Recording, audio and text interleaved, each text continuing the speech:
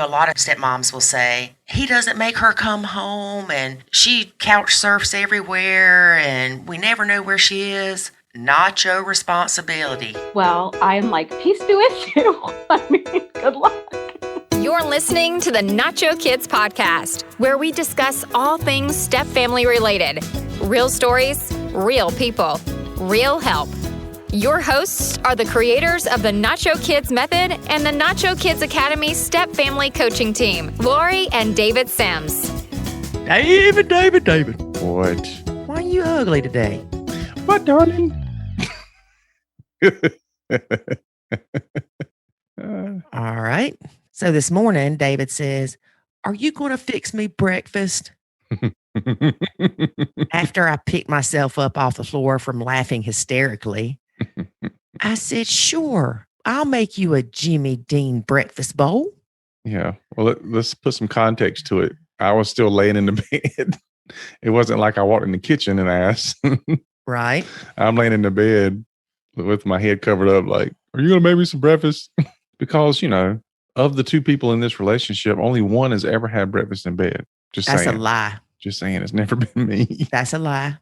I made you cinnamon rolls one time. Okay. But the funny thing is, I don't really do breakfast normally. Mm-mm. So when you would bring me breakfast in bed, I was like, oh, thank Yeah, but it was you. noon when you got up. David. Oh, Lord help my soul. Okay, so you would say, oh, thank you. I'm really not hungry. No, I'd say, oh, thank you. And I'd think, I'm really not hungry. But Okay. I'd eat it. Well, good. I'll never do it again. Well, part of the reason I don't eat breakfast in the morning is because if I eat breakfast, I eat all day. It makes me hungrier. Okay. I don't know if there's some scientific crap behind that, but it's true. Okay. All right. No, David did not get breakfast in bed, even though he screams, Ma, waffles. That's the inside joke. Yes, we have some friends that her son was screaming one day, Ma, waffles. So we like to make fun of that. Yep. All right. So, David, is there anything you'd like to talk about before we start talking about today's recording? Not that I can think of. You've been pretty easy to get along with lately, so nothing I need to complain about. Well, there's something I'd like to talk about. So, David, his relationship with my son is different than my relationship with his kids because Jackson was so young when we moved here and got married. Mm-hmm. But David still nachos certain things, Mm-hmm. but it's not the crap I want him to nacho. You don't get to choose what I nacho. So, for instance, my son put some kind of loudspeaker in his truck, and I had already told my son, it's a distraction. You have to be careful. You can't hear ambulances, fire trucks, things like that. So just make sure that you're more aware, right? So when David finds out, he says, well, I'm sure you're going to talk to him about being more careful because he can't hear sirens and blah, blah, blah, blah, blah. Same thing I told Jackson.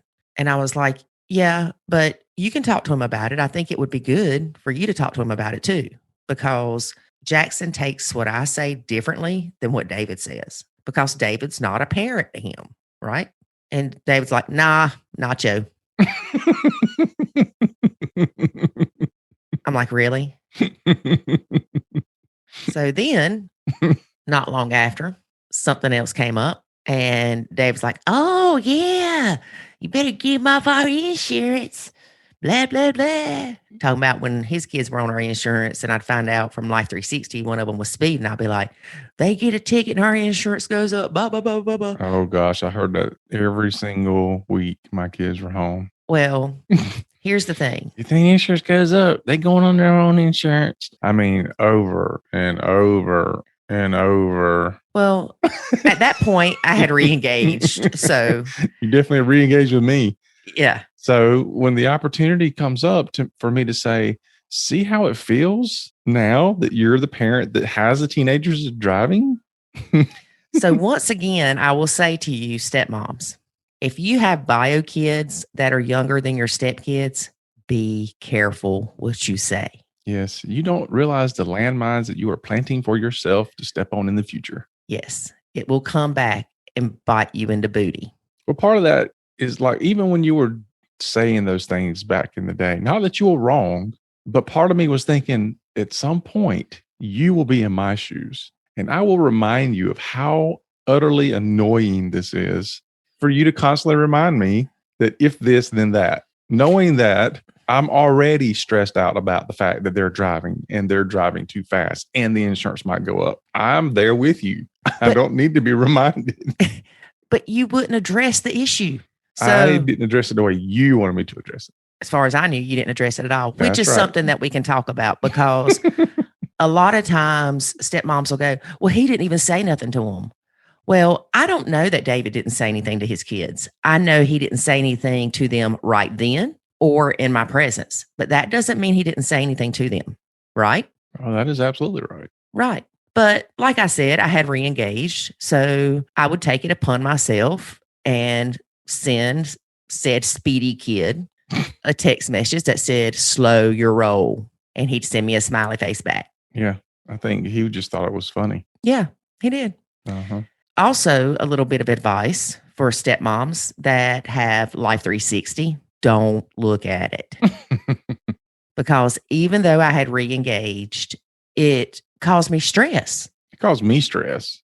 I'm not talking about you right now. Because you would come to me and report on where they were, how long they were there, how fast they drove, just all the stuff. And I'm like, they're not your kids. Leave it alone. I didn't say that to you, but right. That's my thought. I'm like, didn't Dr. Butler tell you not your kids? Look. But again, let's clarify. I had re-engaged. I know. Sometimes I wish you'd not re-engaged quite so soon. All right. That does it. We hadn't done this in a while, y'all. So there's a difference between re-engaging with the kids. Well, misfire. So she's getting the Nerf gun out for those of you who can't see us. Why are you covering your face, David? Wait, what do you think? Because you have a high velocity projectile pointed at my. Oh, you just did miss. So no, there's a difference between re-engaging with the stepkids and then re-engaging with the step parent about stepkids. Because guess what? You mean the bio parent? Yeah, that. So you don't even know who you're talking about. There's a difference. So just back up. No, slow your roll. Oh, yeah, it feels. There's a difference between re-engaging with the stepkids and re-engaging with the bio parent about the stepkids. Because guess what? No matter how far you go down the Nacho Kids methodology, no matter how much progress you make, the bio parent still does not want to hear anything negative about their stepkid or about their kid. Right. So the whole point of this is, even though I had re-engaged with the stepkids, David still didn't want me talking crap about his kids. So it did stress me out to see Speedy Gonzalez going 100 miles an hour on the interstate. And so that's when I had to back up and stop looking at Life 360.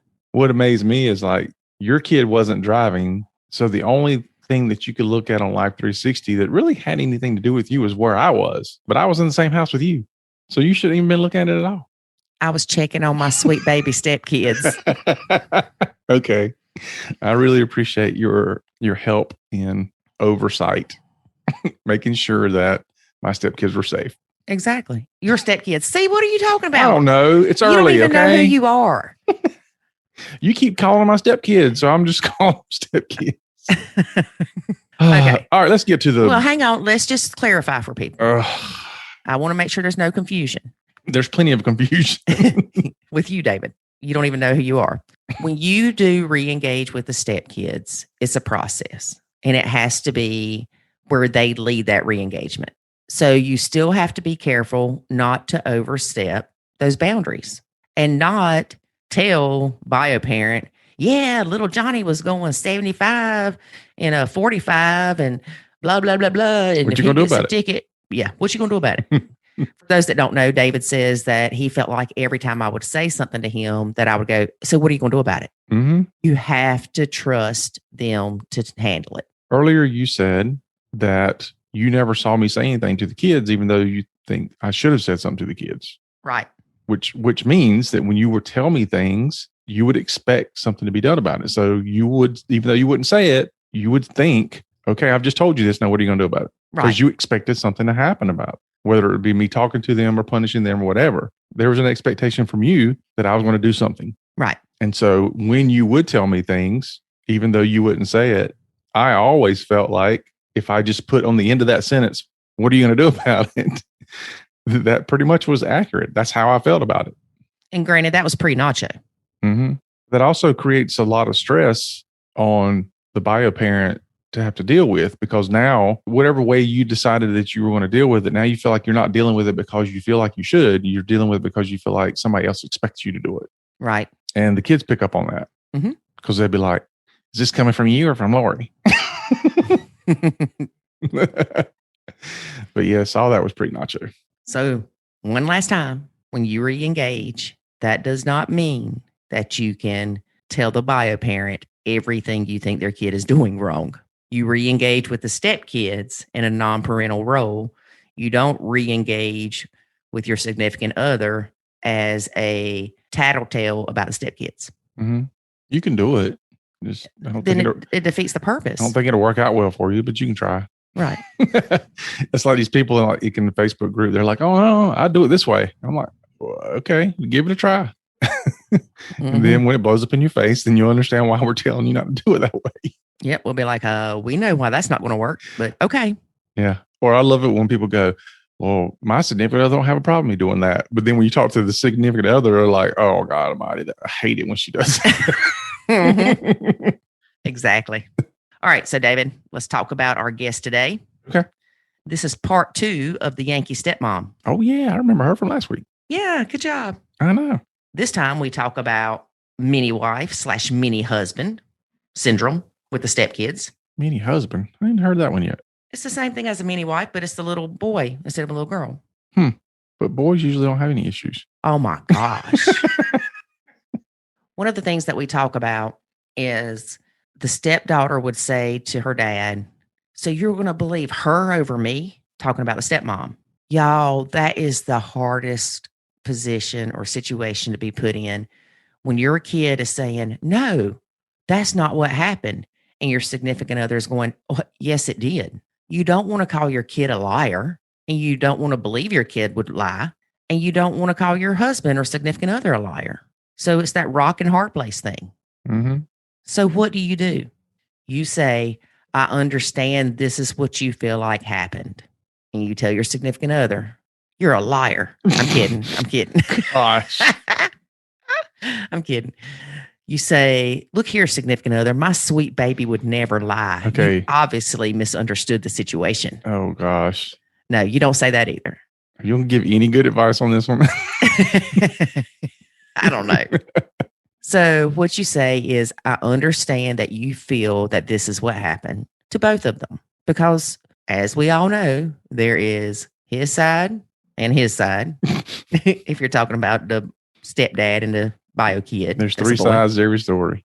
Yeah, that's what I'm getting at. Side 1, side 2, and then the truth. And we've talked about it before. Just because I don't think that something happened that way doesn't mean that that's not how the stepkids perceived it. So like me waking them up in the morning, rise and shine, kids that ain't mine. To them, that was me hollering at them. Because you was hollering at them. Well, that's because they were used to Mama coming in, rubbing their backs, going, wake up, sweet darling. Mama's here. That's the way you should have done it. Yeah, whatever. Now my kids are in therapy because of that. No, they're not. Your kids laugh about that now. Let's quit talking, David. I'm waiting on you to stop. Oh, my gosh. See, you can't do it. All right, here's a word about the Nacho Kids Academy. There is a way to save your sanity and your relationship, and it's called the Nacho Kids Academy. In the Nacho Kids Academy, you will learn the skills and knowledge to properly nacho, techniques to handle step-family challenges, ways to improve your communication, and much, much more. Visit NachoKidsAcademy.com and sign up today to join other step parents who are seeing the life-changing benefits of nachoing. Again, that's NachoKidsAcademy.com. Okay, y'all. Today we have part 2 with the Yankee Stepmom. Hey, Yankee Stepmom, how are you? I'm great. How are you doing? Doing good. Good. Just to recap for our listeners, you have been blending 4.5 years. Yep. Stepson 19, stepdaughter 17, stepson 15, stepson 13. Right. Bio daughter 21. Mm-hmm. And bio son 8, who was adopted. Correct. And we were supposed to talk about mini wife last time. Yeah. But we got so wrapped up in the high conflict bio mom stuff. Yeah. And the dad, stepdad. Yeah, and we just ran out of time. We did. So here you are again. Yes, I'm back. You're back. All right. So tell us a little bit about what you've noticed about mini wife. Or you know what? What is your definition of a mini wife? Oh, boy.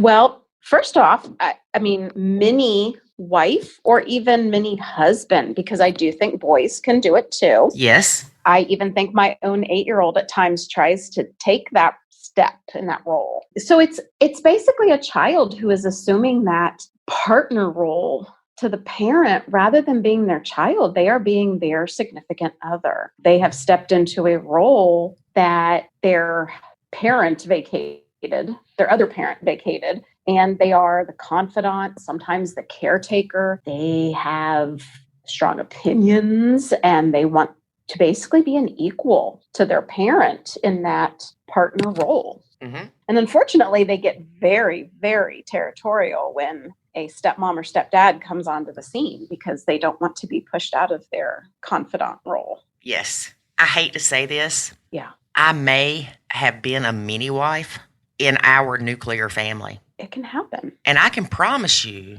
if my dad and mom would have split up when I was younger and he would have gotten remarried, that poor woman, she would be on here talking about me being a mini wife.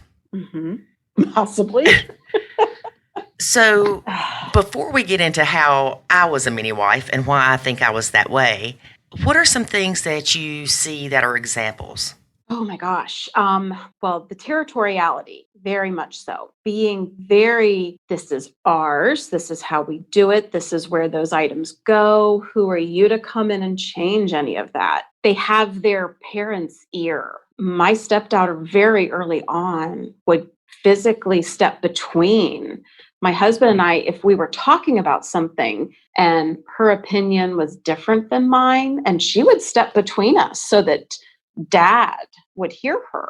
And she would want to be recognized and acknowledged as the right opinion, the correct opinion, like, take my side over hers. Mm-hmm. And that definitely created some conflict. It would be, honestly, you feel like you're the other woman in this relationship for a while, because it could be something as simple as dad and I discussing where to go to eat dinner. And I say, oh, I feel like hamburgers and fries tonight, so let's go to grill type restaurant. And mini wife says, no, I want chicken wings. And then dad is basically torn. Does he side with new partner or does he side with daughter, kind of thing? And, anytime daughter is sided with, that almost just makes that power grow. I mean, she would throw me looks like, haha, see, I still am number one.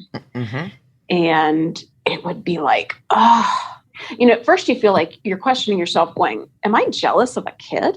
Is this real? Am I just, overreacting? Mm-hmm. And it could be something like her wanting input. When we went on quite honestly, it was our first and so far only family vacation with everyone. It was bad. Oh, I mean, it was good and bad, but I worked really, really hard to find a place with enough beds, because when you have 8 people in your family, a lot of rentals don't have enough bed space. And, trying to make sure there was enough room that everyone could kind of spread out. And he and I had looked at several different places and we picked this one that looked great. I mean, it had plenty of beds for everybody. The boys would be like in a bunk room. Oh my gosh, if we didn't land there and mini wife rearranged who was sleeping where. Yeah. She was originally supposed to, and I had intentionally picked this place because it had this really nice bedroom that she and my daughter were going to share. And she wanted to be in the bunk room with the boys and kick my son out of his bed. Uh-oh. Yeah. Oh, I was so mad. I was furious. And of course, Dad just went, okay, well, it looks like everyone's worked it all out. And I'm like, everyone's not worked everything out.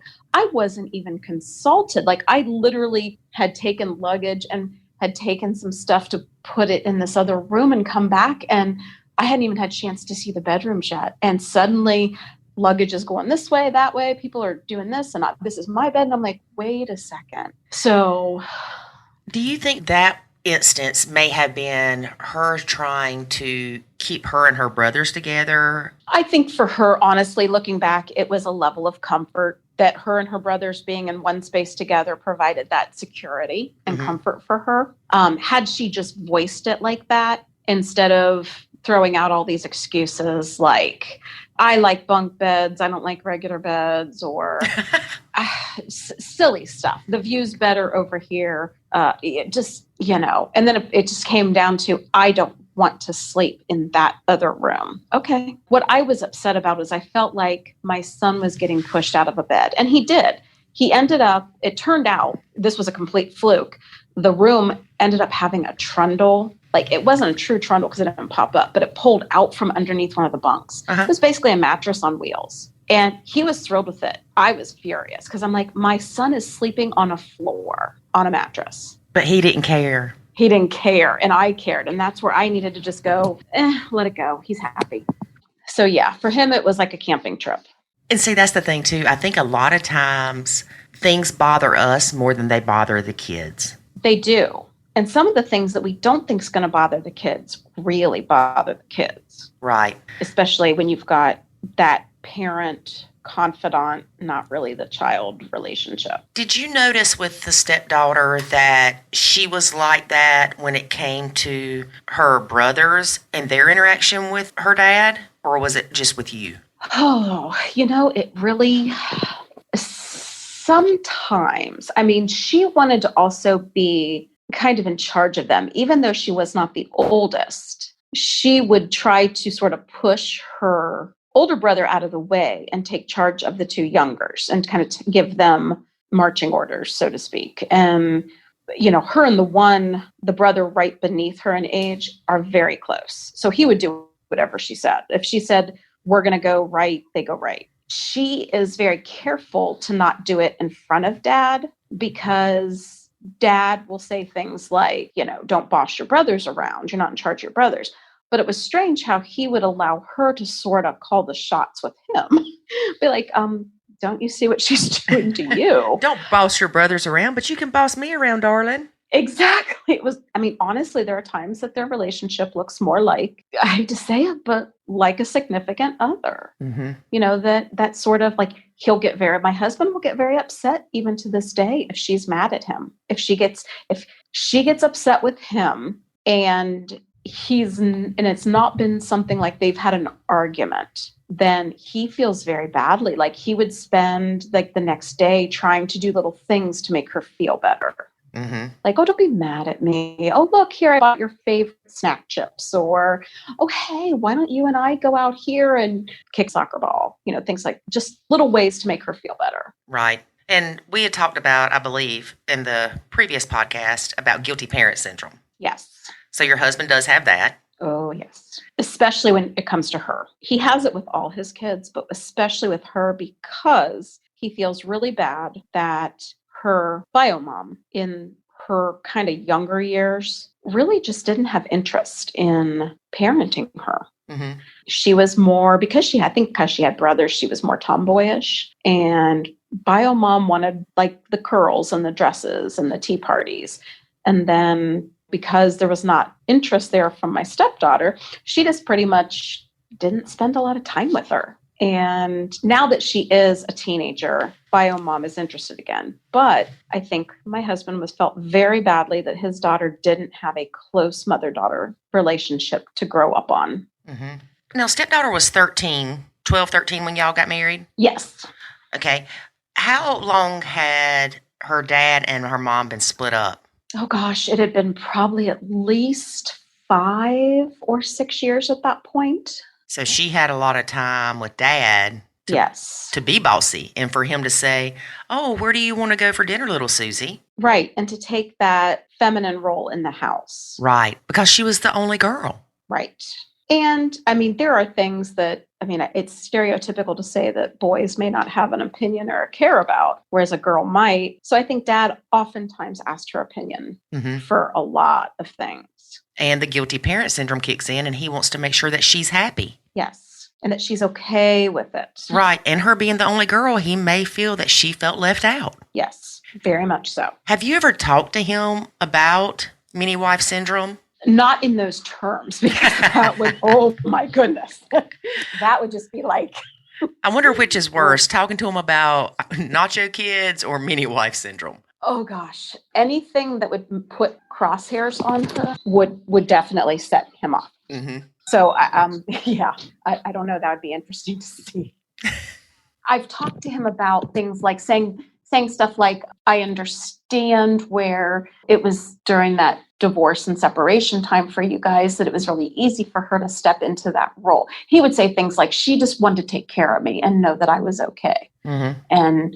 And I get that. And he would say things like, I would have to pry her off of me to go, on a play date with friends, or because she always wanted to know what I would be doing. She felt bad if I was alone. I can understand that completely. And I can see where their dynamic made them so close. He has flat out told me many times that she has a special place with him. Mm-hmm. And she will always have that special place. So I do know, flat out, I know that it's never going to be a win for stepmom and stepdaughter to go head to head on anything. Stepmom will lose. Mm-hmm. Stepmom will, So I just kind of put it as maybe we need to help her understand, what a healthy relationship looks like between a husband and a wife, so she doesn't feel that need to. I said, she doesn't have to worry about taking care of you at this point. Mm-hmm. And she doesn't worry about taking care of him anymore now that I'm in the picture. But it's more like just wanting to make sure her place of importance is still there. Right. And I wonder if a lot of it could be compared to just being a daddy's girl. To some level, yes, very much. But I guess a mini wife or mini husband even takes it up a notch when they want to go head to head with the significant other over who's more important, right? Kind of thing, if that makes sense. Yeah, it does. Because, I said that I thought that I would be considered a mini wife, and I'm thinking, well, I don't know if that's really the right terminology, but I'm a true daddy's girl. Mm-hmm. But there are things that I did that I recall doing that I do think could be viewed as a mini wife. Like if I wanted something and my mom said no and my dad said yes, and my dad of course my dad said yes, and then I looked at my mom and was kind of like, uh-huh. I think that can fall under the daddy's girl thing. I still do. I was a daddy's girl growing up, kind of. But I was also a bossy little thing too. I know that's shocking. No. You're fine. I probably was bossy too. But there's, when I look at it like being a daddy's girl growing up, I would never have done things to deliberately try and drive a wedge between my mom and dad. Oh, I would have done anything I could to make my mom mad. Then you probably weren't anyway. I don't know. My mom and I didn't get along very well because I was such a daddy's girl. Every family is unique. Every family is unique. Yes, that's true. Oh, and we're not even going to go there. I could write a whole book on that. My mini wife has even, when she was younger, went so far as to tell an outright lie, like a completely fabricated, this happened this way, and stepmom did this. And I looked at her and I was shocked. I'm like, that is completely made up. First I was trying to be careful not to say you're lying. And he could tell my reaction that she was lying. And he had known that she had made up lies before. She had proudly stated to me that she managed to come between him and all his previous girlfriends. And other family members kind of confirmed that. So I was like, oh. And this was after he and I had already been together for a while. She and I got on great in the beginning. I think she saw me as a very safe, stable person. She enjoyed being around me. I was and am very mom-like. So I think she felt taken care of for the first time in a while. But then when it became like, oh, wait, this person's here to stay and she's 30, then it was kind of like, oh, wait, I don't think I like this. But so I remember that night she was telling this lie and she was fully committed to it. She was insistent that this is exactly what happened. And if Daddy questioned it, she was getting more and more upset. And he said something to her, the effect of like, I'm trying to talk to you about this. Please don't get upset. You don't need to, because she was starting to scream and yell and kind of tantrum. And he took her to the side at that point because I was right there. And he took her kind of to the other room. I could still hear, but I heard her clearly say, "You're going to choose to believe her over me." And he said, because I don't believe what you're saying is true. And it's not okay to make up a story about somebody. And she just kept, but you're taking her side. And he's like, it's not about sides. It's about what happened. And that is so hard because my son is not a mini husband. He tries to parent me. So I guess he would be a mini daddy. I don't know. There you go. But I know there were times that my son would say something and David would say something and they were complete opposite. And you don't want to call either one of them a liar because you don't know what happened. Right. And it wasn't anything outlandish. It was just simple as David says, well, I told him such and such. And my son said, no, he told me da-da-da. So right. That's a really hard situation for a parent to be in because you don't want to have to choose, really. But sure. For an outlandish story, then yes, it's obvious. Right. And so I'm glad that he wasn't afraid to stand up to her and tell her, look, that's not true. Well, that was one of the only times that he had my back. Well, There's girl, been plenty more. One time's good. Yeah. Exactly. But I mean, that has been kind of her angle ever since is, who are you going to believe, me or her? I mean, she's on the last arguments I think we had this year. She actually said to me, my dad's going to believe me over you any day. And I was like, okay. Oh, my goodness. Yeah. And unfortunately, at that point in time, I was thinking to myself, yeah, you're probably right, but got to try. I'm still not going to back down from you. Well, see, that's one thing I love about you is you're realistic. You're like, yeah, you're probably right, but it's worth a shot. I mean, I'm still going to be me. I'm going to still do it my way. Uh-huh. But so when she tells you that, most people's first reaction is, I'm going to tell your dad you said that. It's useless because it is. It's not that they won't necessarily believe you, but they don't want to believe bad things about their kid. Right. They don't want to be mad at their kid. They don't want to be mad at their spouse. Right. So it's a no-win for them. Yep, exactly. It's like David says, you take one problem and multiply it because you take the problem of her saying something like that. And if you tell the dad, all of a sudden it's you're part of the problem because you're complaining about his kid. Then you've put him in the middle and it gets out of hand. Exactly. And what do you do? Yeah. I mean, you can look for the conflict, or you can be like, honestly, sometimes when there's a conflict, you have to go, is this really big enough to have the conflict over? Is it worth dying on that hill today? Exactly. Some days it is. Some days there are issues that, we need to go there. But most of the time it's like, you know what? I'm not even going to do it anymore. Now, remind us, you have them all the time? Pretty much, yes. They do. Their mom does live locally, like 10 minutes from our house. But all of the teenagers can choose when they want to go over there. Okay. So for instance, actually, last night was the first night Minnie Wife stayed at our house, stayed at the house of a parent, period. Our house or mom's house in a week. She couch surfs to different friends. And there's always an excuse of why. Like, I have to be with this friend because we're going to study. Okay. Mm-hmm. Great. Yeah. But yeah. But so like last night for whatever, there are moments when dad decides he's going to put his foot down, and he had already realized, you know what? I haven't seen my kid, seen her for more than 5 or 10 minutes since Thanksgiving at all. like here or there. So I think, so that made him say, he put his foot down. He's like, no, you're coming home tonight.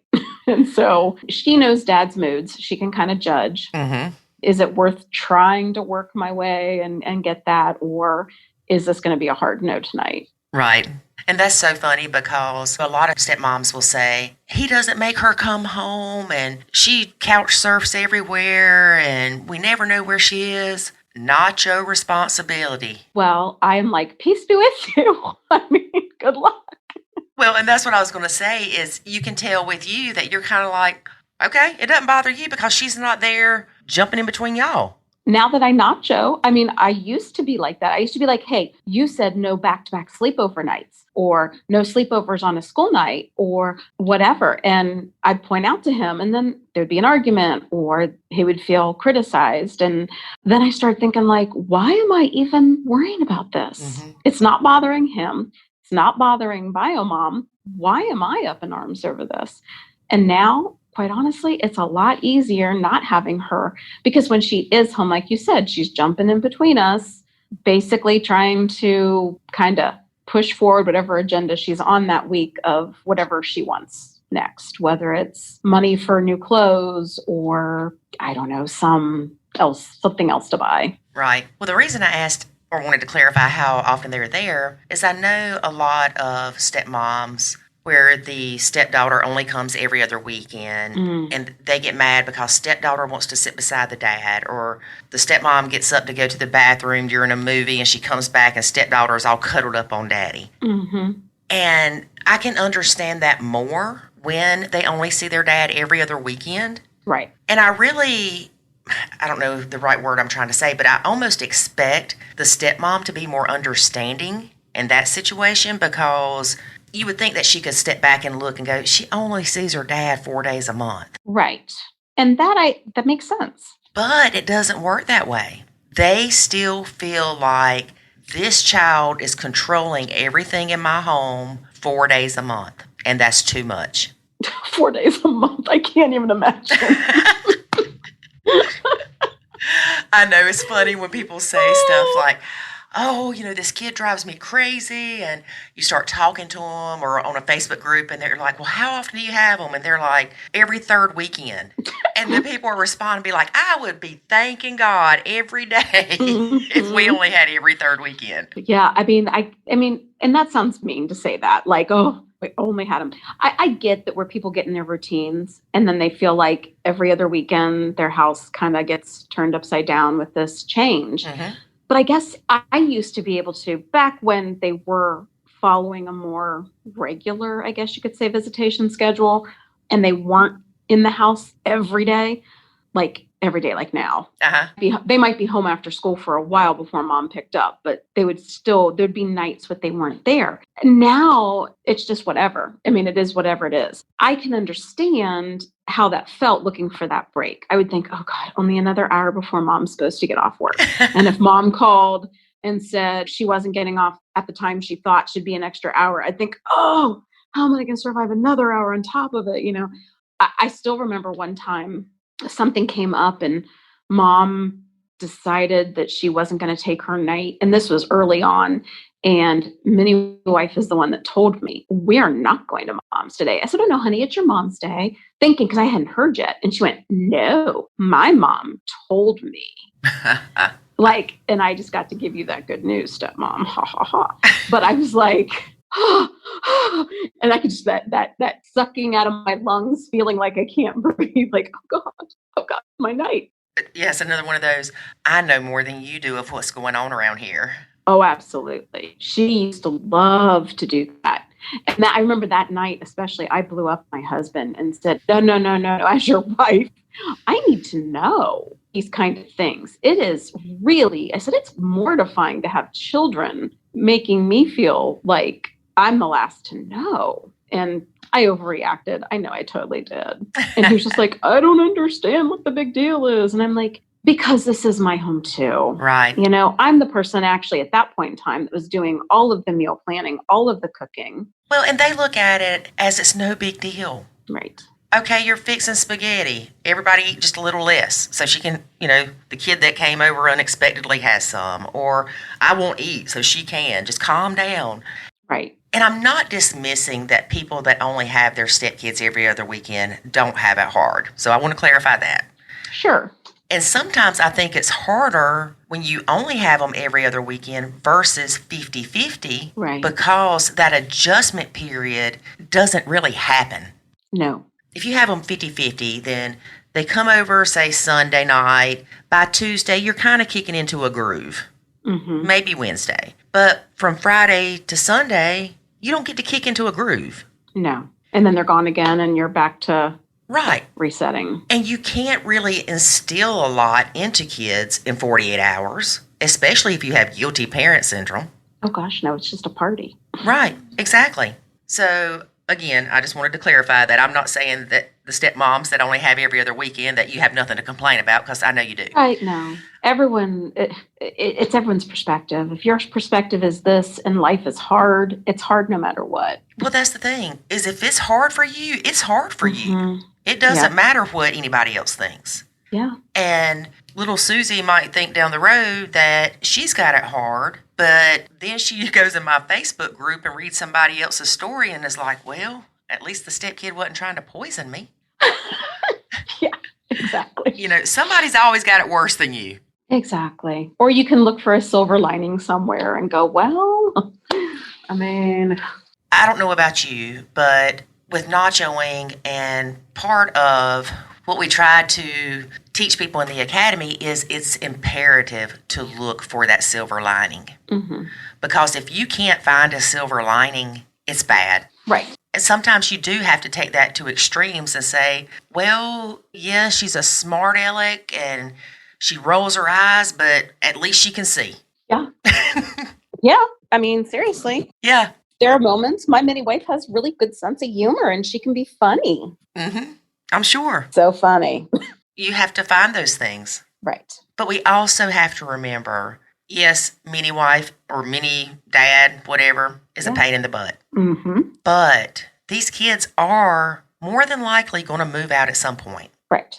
And if you can't handle the mini wife thing, you have to decide if that's your hill to die on. Right. Do you really want to end your relationship with your significant other because their daughter is insecure in their relationship and she needs more attention than you think she should, or whatever have you? Right. You have to look at your relationship with your significant other and say, okay, are they doing anything to discourage the mini wife, or are they encouraging it? Because there are some kind of toxic relationships out there where the parent kind of pits the kid against the step parent. Yes. And they don't care. I mean, they're not looking to change anything. So I will say that over the years, my husband has gotten better about recognizing where he's giving her a little too much opinion power. In the early days when it was time to pick those restaurants and she had decision making, well, now it's not so much like that. He'll ask me in a private conversation first if I have a preference. And then, we take it from there.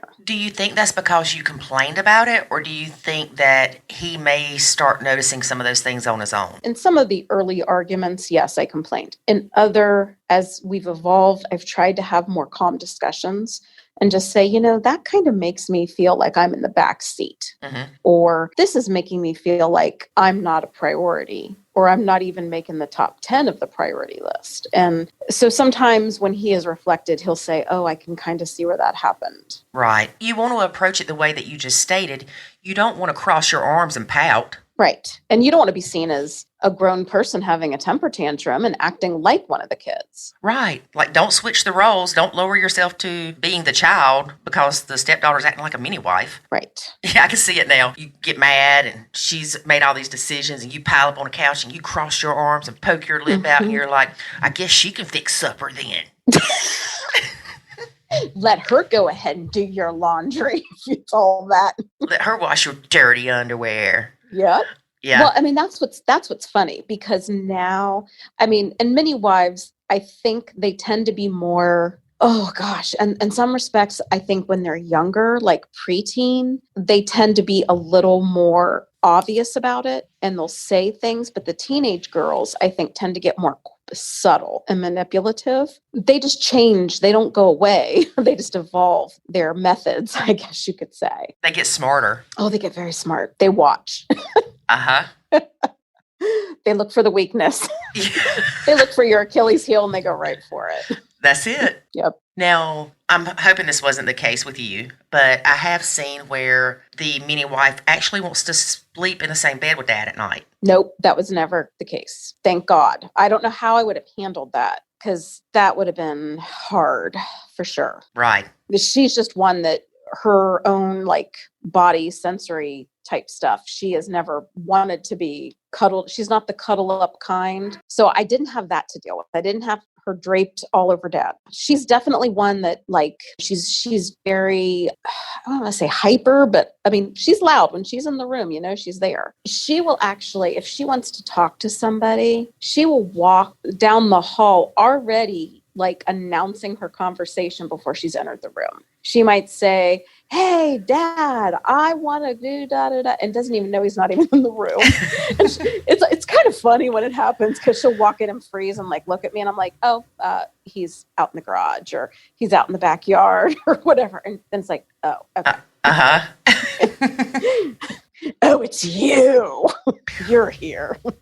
I'm curious as to your opinion on this, since you didn't experience it. But it's also something that we see in the group a lot where the stepmom, especially ones that don't have children of their own, wonder what appropriate/inappropriate touching I see, yeah. is between a dad and his daughter. Yeah. Some will say, she's 9 years old and she's piled up on the couch holding daddy's hand. Is that inappropriate or is that appropriate? Yeah, I've seen those. I've heard those conversations. And you know what?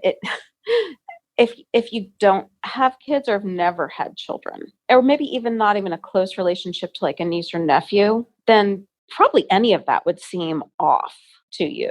Right. You know, growing up, I have a lot of nieces and nephews, so I was really close to them. So, I mean, I just grew up in a family where, you know, you're watching a TV show and there's always a kid snuggled up to you or something, you know, and that wasn't considered weird or inappropriate. I think in those cases, they just don't know what is normal with kids. And it's hard to be with somebody with kids if you don't have kids. Right. And I think a lot of it depends on their relationship with their own father. Exactly. If you grew up in a family that was not at all touchy, huggy, anything like that, then that's going to seem weird to you. I've seen the comments like, you know, they seem like, is it wrong that she's 10 and he still tucks her in at night? No. Not at all. No. Going in and tucking your kid in and give them a kiss or even reading them a story. I mean. Or saying prayers, whatever. Yeah, that's all normal. I have a brother that's only 2 years older than me. And my dad would read us chapter books when we were 8, 9, 10 years old. And so he would, you know, he'd come into one of our rooms and would join and he would read a couple chapters and then I'd go to my room or depending on whoever's room. But I mean, that wasn't unusual. That's nice. That's good bonding time with your parent. Right. Yes. And I guess because of my relationship with my dad, I don't see it in the same way that some of the childless stepmoms. If my dad comes over here, I still pile up on the couch beside him. And I'm not telling you how old I am. But I will tell you that if I probably wouldn't break his hips or his lap, I would sit on his lap. But I love my daddy. And I'll cuddle up to him and I'll hug on him. And I want him to know I love him. But what's funny is my family was not a real touchy-feely family.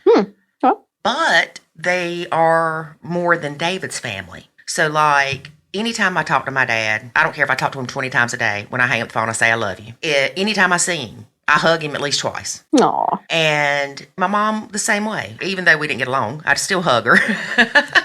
I'd make sure she didn't have any knives in her hand, but I'd still hug her. Oh.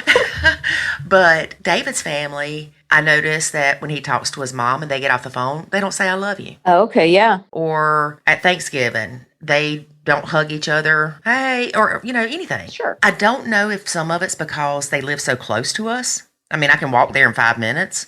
That may be some of it, but I really just think that they're not that kind of family. And that's probably what it is. It's just not that kind of family. Right. And so David could probably look at me and my dad and be like, she is all piled up on her daddy. What is up with that? Get off of there. That's just not right. Like, something's wrong. Do you realize how old you are and you're over there going, diddy, diddy? But I think that, for lack of a better way to phrase this, if you have a mini wife and you think that their behavior or their physical contact with your significant other is inappropriate, you kind of have to look at it as, do you think your significant other is a pervert? Right. And I don't know any better way to say that, so forgive me. No, there's so much, unfortunately, there's so much in the news these days of sexual abuse and pedophilia and all of that, I think that's where people are, they look for red flags and signs. But if your husband, just say he's 30 years old and his daughter's 7, and he's like, come here, little girl, come sit on daddy's lap. Well, that's kind of scary. Yeah. But if he's sitting on the couch and she piles up beside him and he puts his arm around her, there's nothing wrong with that. Right. Oh, God, no. No, that's normal. That's very normal. And you want these children to see what a good relationship is. Well, all children should feel loved and nurtured growing up, and that they've got a strong connection to their family. I mean, that's just to be healthy. Right. And then, like with your situation, for so long, stepdaughter was kind of the woman of the house. Mm-hmm. Very much. And you come in and she's afraid that you're going to push her out of that place. Right. And that it will demote her, or that her dad won't love her as much because you're there now. Or that, hey, I have this kind of crummy connection with my bio mom, and now this new person's come in and going to take dad too. Right. And they're going to have nobody. I mean, that's a probably very real feeling for some of these kids. Yeah. And it's hard for us to understand it or to even think of it that way, because we're just thinking, you need to tell your daughter to butt out of the conversation. Mm-hmm. Man up, be a daddy, be a parent. Tell her it's rude to interrupt. Yeah. We're trying to find our place in our new relationship, and here's this kid just in the way. Right. And we don't think, oh, poor little Susie is going through all this stuff. We think, you need to tell her to back off there. Right. And that's how I felt. In the beginning of the very beginning, I felt a lot of empathy. And because she and I got along so good, I was completely okay with doing stuff. Like, a lot of our dates were family events that we had all the kids. Mm-hmm. And that was okay. But then once she started getting, I think, more and more territorial is when things really started to decline, because it was kind of like, well, you know what? I'm invested in this relationship. Where's my place? This kid is pushing me out of the place that I was in. So where do I go? So do you feel like that you had empathy in the beginning, mm-hmm. and then you started feeling pushed out of place? And since maybe your husband wasn't addressing that issue, that's what caused more of the resentment toward her behavior? Yes, I think so. Very much so. Because I kind of felt like he went backwards for a while. Like, he regressed to, like, the guilty parent syndrome really kicked in high, because, okay, now I got married, and now, her and her kids moved into the house, and the kids are kind of feeling a little out of sorts. And okay, so I'm going to give them their way on this and give them their way on that. And oh, great, now the wife's mad at me because I did that. And it just kind of felt like everyone was going backwards instead of forwards. We weren't looking at making a future together as a family. We were suddenly back to reclaiming our own spaces. Yes. And that has created a big hole to climb out of. Yeah, because you're trying to salvage the relationship you had in the beginning, or protect mm-hmm. the relationship you have with your own. Right. Exactly. And I've heard at different points, I've heard her say, I've even heard my own son say, I've heard my husband say, and I've said, I wish it could be like it was in the very beginning. We all used to sit around and laugh so much. Well, that's because it was undefined. It was just a new relationship. There was no definitions. There was no, hey, we're engaged, we're getting married. It was just, we were dating and having a good time and hanging out and just being together and getting to know one another. And there was no stepmom telling the stepkids what to do. No, not at all. And we say this all the time. If you are at a place in your blend that's bad, and you're the stepmom and you're taking on all these responsibilities, kick back into how you were when you were dating. Yeah. That's where you get to have those fun moments again. That's where the stress goes away. The stress goes away for you. It goes away for the kid. It goes away for the bio dad. And it's funny because when you were talking about that, I'm like, but you can have that again because we have it. Right. And I'm telling you, we came from a bad place. I can't explain to y'all how bad it was. Did your stepsons really want to tie you up and like, weren't they going to like burn you at the stake or something? Girl, I joke about that, but I, honest to God, had a fear of that. Because there were 4 of them. Oh, yeah. They could have easily knocked me out, tied me to a tree, and burned me at the stake. And probably used my son as lighter fluid. Oh. It was bad. It was bad. They hated me. And it was to the point that I guess one of them we could have almost considered a mini husband. Yeah. Or mini wife, male mini wife, something, whatever you're going to say. Because he would call his dad and say, is she gone yet? Have you made her move out yet? Oh, yeah. I'm not coming back till you do. And he was kind of the ringleader. Yeah. He's actually the one that was on our podcast. That's right. I've heard that podcast before. Yes. Yeah. He was the ringleader of Burn Lori at the stake. Mm-hmm. The others were more followers. 2 of them were really quiet. Mm-hmm. You would never really hear them say anything. You could tell they weren't happy, but you would never hear them really say anything. Yeah. But the other stepson, we've got one that's coming back home for a couple of weeks from the Air Force. He's in California right now. And I'm so excited. And I sent him a Facebook message the other day. I said, you're coming home in a few days. I'm so excited and I just can't hide it. And he started laughing. He's like, me too. I can't wait to get on a plane and get out of here and see y'all. And really, I'm so excited. And it still shocks me sometimes how I can't wait to see this kid. Yeah. I miss him. And I never thought that I would miss these kids. When all the bad stuff was going on, Yeah. when they would go to their mamas, it was like, thank you, Jesus. I kind of wish I could get to that point now. Like I'm not there just yet. You'll get there. And when you get there, you'll look back and be like, man, this is awesome. When the stepkids talk to you and they go, thank you, I love you. And you're like, they told me they love me. Aww. It's like when we did that interview with Branson and he said, David asked him how he views me now after the whole Nacho thing and everything. And he said, as a best friend, I'm like, oh, I won the lottery. Oh, see, and I mean, I can look back now and go, hey, we're not screaming at each other on a daily anymore. I mean, that's kind of, or at least like the snicky, snarky little comments, walking through the kitchen. We don't have those right now. That's because both of you are growing. Right. She's growing out of that smart alecky teenage stage. Not yet.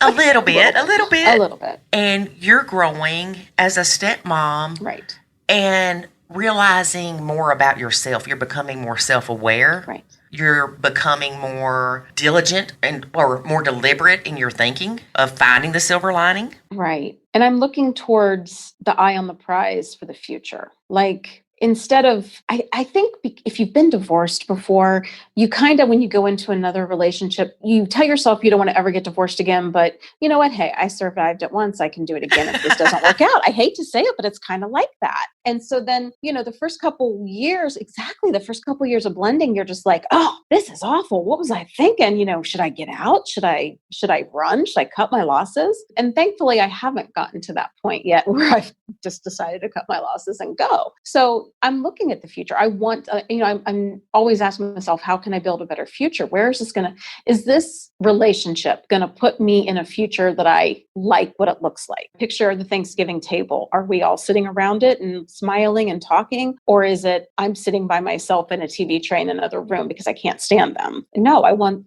the down the road where I can't imagine what it would be like to have my stepchildren's children call me grandma someday, but I hope that happens. Mm-hmm. And that they, hey, we're going to go see grandma and grandpa. And that's just how it is. Right. It's not like, oh, we're going to go see dad and her. Yeah. Nothing goes through you like that. Her. When you get referred to as her, oh my gosh, it sticks.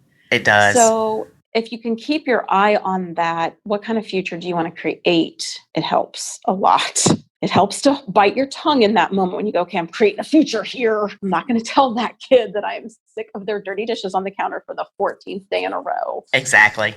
And it's funny when you said that about sitting alone at Thanksgiving. I went a full year of disengagement, hard disengagement with these kids. And it was necessary because we had hurt each other so badly. Yes. Yeah. Yes, you might end up where there's a time frame that you are sitting along your little old woman tray in front of the TV watching the Macy's Thanksgiving Day Parade, eating your turkey, and everybody else is having a jolly good time. Yeah. But it's not going to always be that way. And that's one thing that we try to tell people. Disengaging is not the only thing that the Nacho Kids method is. It's part of it. That's the part that alleviates the pressure. That's the part that allows the healing to begin. But you becoming more self-aware of your contributions to the negativity in the relationship, your perceptions not necessarily being right all the time, and trying to understand that everybody's struggling. All that has so much to do with the method that's what allows you to re-engage, because you still can't re-engage when you're mad. Right. Or resentful. Right. And I can sit here and yes, I can go back in my head and play memories of things that the stepkids did that hurt me. But why would I do that? It serves no purpose. Right. Now, granted, we know from research that our brains keeps telling us these memories because it's trying to protect us. But in trying to protect us, it keeps us from letting go of the past and moving on and having that healthier future. That's true. So I hope that your grandkids call you grandma. Oh, I hope so too. I don't know if you've heard it, but there's a podcast that we talk about what David's oldest said that he would call me or have his kid call me. I think I've heard it. You know, David was in Japan and they were talking about Avery getting married and having kids or whatever. And I said, I don't want to be called Granny because I don't want to be Granny. And he said, you'll be old lady with a ham sandwich. Oh, my Lord. And some people listening to that are probably like, that's rude. No, y'all don't understand. For this child to acknowledge that I would have any type of relationship in the future with his kids was like winning the lottery. Yeah. Because his response could have been, she ain't never seen my kid. Right. Or I don't want her touching my child. Right. So for me to be old lady with a ham sandwich, I will wear that title proudly. I will get a pin and have it printed on there. Exactly. I'll get me a hat. I'll get it on the back of my car. There you go. But a lot of times we've got to lower our expectations too. Yes. There's so much to this blend. And you and I talking has been great because we have talked about so many different issues that people have. And you and I both know we could keep going. Oh my gosh, I know. It's crazy. That's why people need help with this. Right. And it's important to remember that people that are hurting turn around and hurt other people. And whether it's the kids in the family that are hurting people or the adults or everybody is hurting each other. Right. If we can get to a place where they're healing or healing is at least starting, then the family is so much better off. Yes, you no longer dread coming home. You no longer get annoyed by the sound of their voice. True. And it may not be the perfect family like you thought it would be, but it's a good place and a good family. Yes. So what would you say 10 years down the road? Stepdaughter will be 27? 27, yes. What do you want your relationship with her to be? Just say she's 27 and she's getting ready to get married. Well, I'd like to be invited to the wedding. Now, see, that's perfect. Your response was not, I want her to ask me to go pick out the dress with her. Oh, gosh, no. But see, Yankee Stepmom, you have realistic expectations. I just want it to be pleasant. I just want it to be that, I can stand by her dad and we can all laugh and smile and we can have a nice time. And I'm not looking to have a title or a role in the wedding. I'm the stepmom who last year when stepson graduated high school, I swallowed every ounce of pride and anxiety. And we had biomom at our house for not one, but two graduation related occasions. What? And it was hard. Oh gosh, it was hard. Because of COVID, things went virtual. So the graduation ceremony was online. And so they were broadcasting it. Stepson wanted her there. And so I said, we're going to make a nice little, because it was done in the morning. So I had like a brunch. We invited her. We had my stepson's grandmother on our side come and an aunt that he's close to. And then he wanted her to come to his graduation party when we had an open house, and he wanted members of her family invited. And I just kept thinking, this is getting worse and worse and worse. So if I can do that, I can stand there for sure when she gets married and just stand by her dad and smile. I don't need to be there for picking out flowers, dress, anything. That her mom can stand by her side if that's how they do it, or dad can go with her and do it. I've learned how to step back when he and her are doing something like birthday shopping. I'll go along and I will just be his support, because he's going to say yes or no without my opinion. I don't need to give my opinion. So I'm just there to support him in that respect. Right. And that brings up another thought really quickly. Yeah. When y'all go places, do you find, or did you find when she was younger, that she would want to walk beside daddy and you were kind of left in the back? Often, yes. How did you handle that? Oh, sometimes good, sometimes not. I mean, nothing like I would walk up and shove her out of the way or anything, but I might just be kind of quietly seething. And I know one time we went to an amusement park and I was just walking next to him. And the next thing I know, here's a kid, right? Like literally walking so that they kept moving themselves backwards until they were between us. Mm-hmm. And I'm like, okay. And I wasn't thrilled.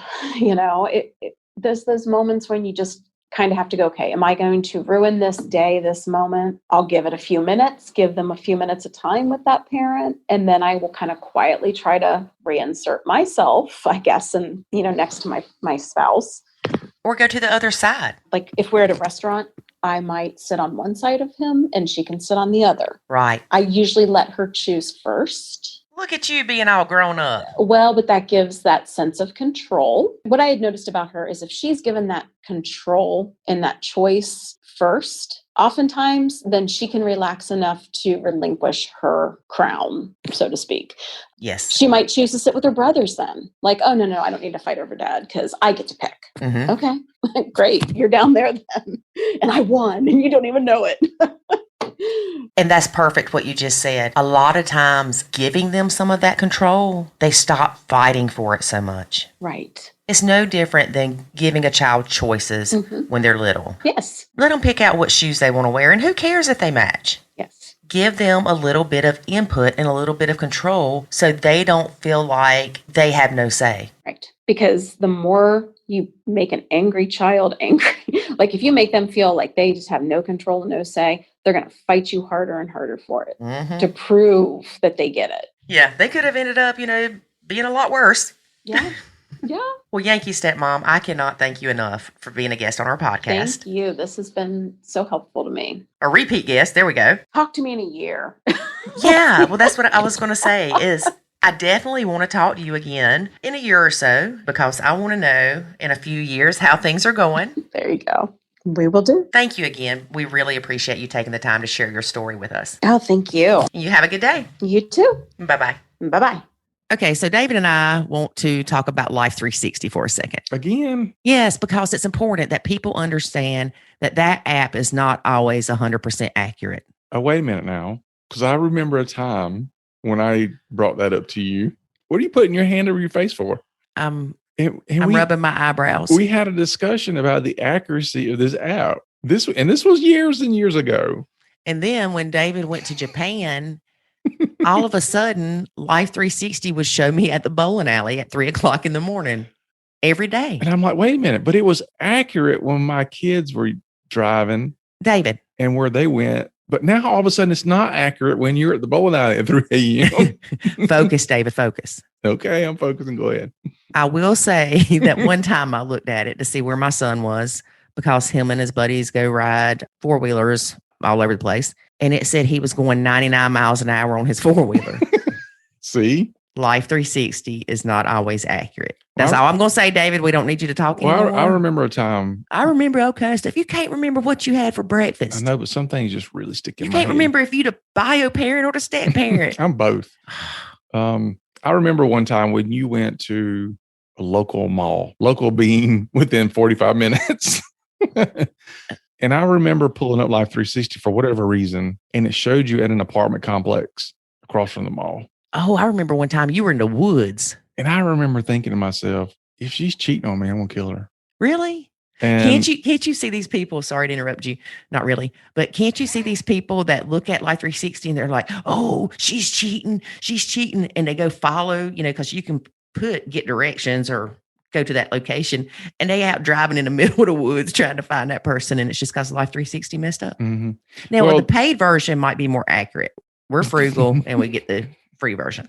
Well, this was years ago, and it was while we were going through a really, really rough spot.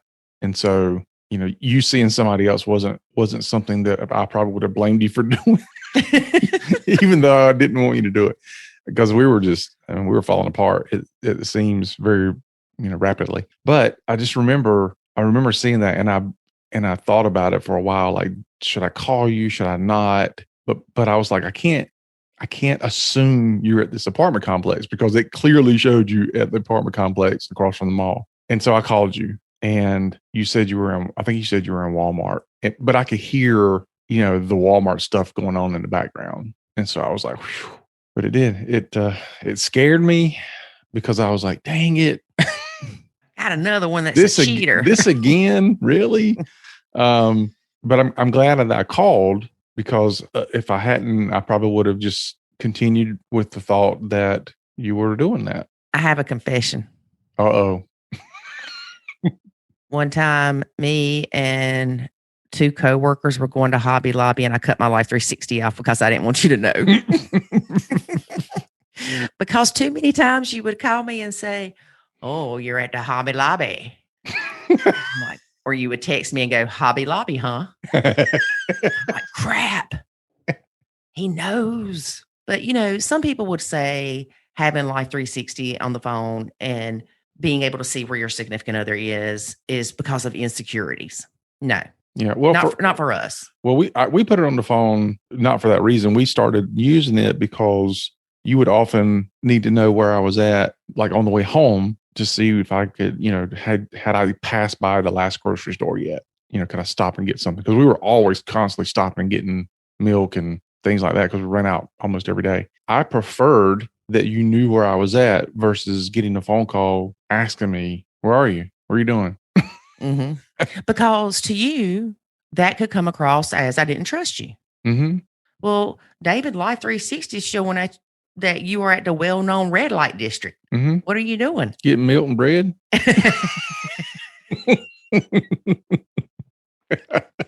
So there are benefits to it. I know a lot of times I'll look just to see, like you said, if he's past the last grocery store or if he's already on the way home, if I'm fixing supper, well, that was pre-COVID crap. But also it's good because if he's running late or something, then he doesn't have to let me know he's running late. If he's got a meeting and says, oh, I should be home by 4.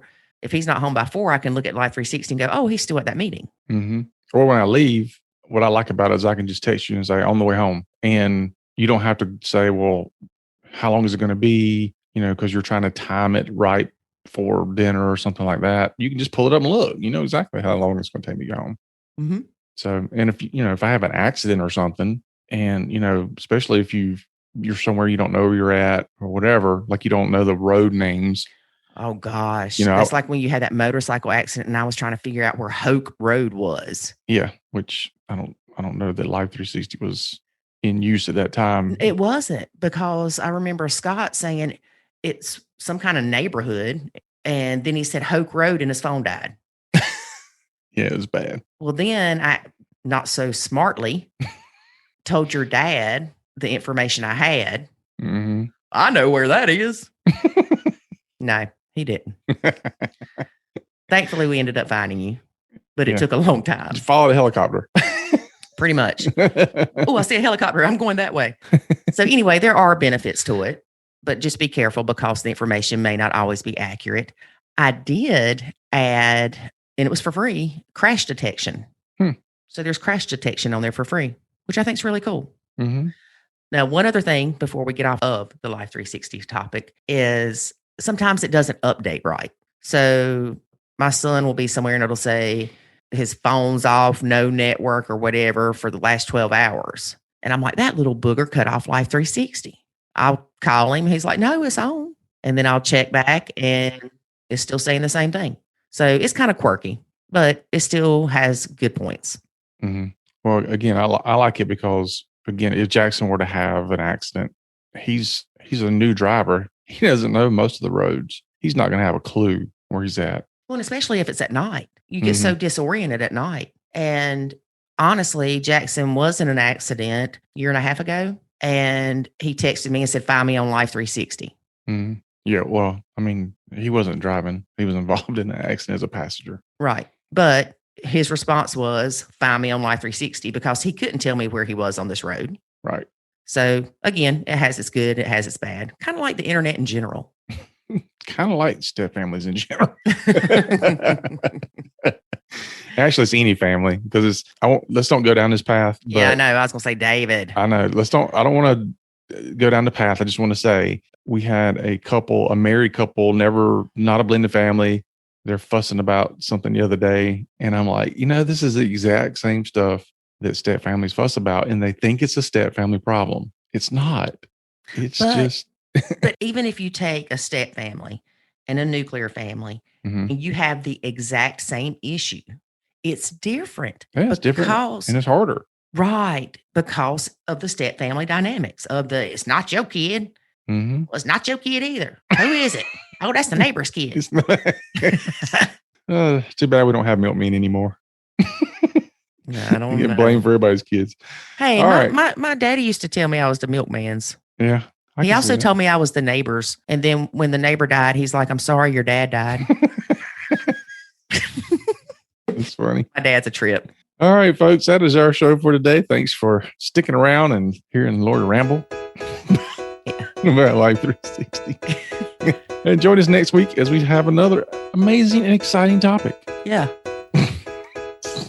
For Lori and myself, remember, life is good when you nacho. Thanks for listening to this episode of the Nacho Kids Podcast. Find us online at nachokids.com. Until next time, remember, life is good when you nacho.